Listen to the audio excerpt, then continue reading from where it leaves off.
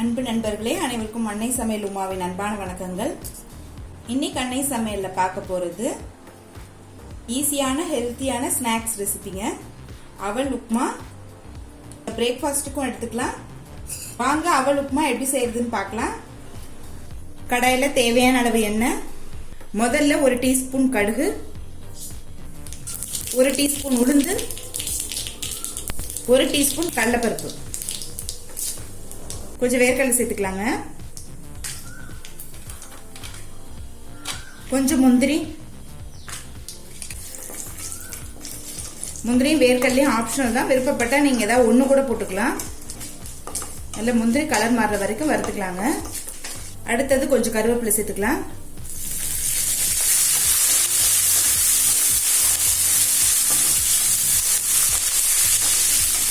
பொடியா நறுக்குன 2 பச்சை மிளகாய், 1 காஞ்ச மிளகாய், அடுத்தது பொடியா நறுக்குன 1 வெங்காயம் சேர்த்துக்கலாம். பொடியா நறுக்குன கொஞ்சம் இஞ்சி,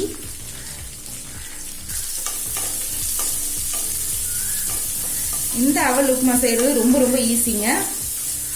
ஒரு 5 நிமிஷத்துக்குள்ளே நீங்க பண்ணிடலாம்.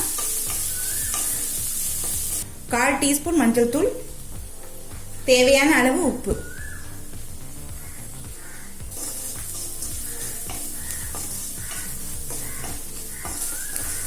இப்ப வெங்காயம் நல்லா வதங்கிடுச்சுங்க.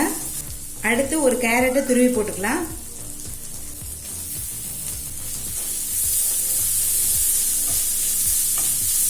கேரட் சேர்க்கறது ஆப்ஷனல் தாங்க, விருப்பப்பட்டா சேர்த்துக்கலாம், இல்லைன்னா வேண்டாம். உங்களுக்கு விருப்பமான காய்கறி கூட போட்டுக்கலாங்க. இப்ப கேரட் சேர்த்துட்டு நல்லா வதக்கியாச்சுங்க. அவலை நல்லா கழுவிடுங்க. பெரிய வடிகட்டியில போட்டுட்டீங்கன்னா ஈரெல்லாம் வடிஞ்சிடும். இந்த அவல் பாத்தீங்கன்னா நல்லா மெல்லிசா இருந்தது, அதனால நான் ஊற வைக்கல. அவல் கொஞ்சம் தடிமனா இருந்ததுன்னா 5 நிமிஷம் ஊற வச்சிருங்க போதும். இப்ப நம்ம அவலை சேர்த்துக்கலாம்.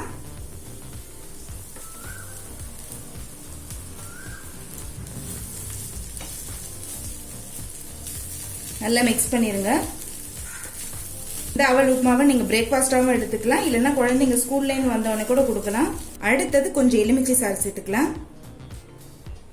கொஞ்சம் கொத்தமல்லி,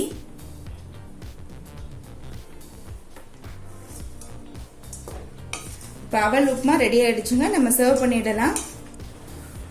இப்ப சுவையான அவல் உப்புமா ரெடி ஆயிடுச்சுங்க. ரெசிபியை ட்ரை பண்ணி பாருங்க, கண்டிப்பா உங்களுக்கே பிடிக்கும். ரெசிபி பிடிச்சிருந்ததுன்னா வீடியோவை லைக் பண்ணுங்க, கமெண்ட் பண்ணுங்க, ஷேர் பண்ணுங்க. இதுவரைக்கும் அன்னை சமையல் சேனலை சப்ஸ்கிரைப் பண்ணலன்னா சப்ஸ்கிரைப் பண்ணுங்க. தேங்க்யூ.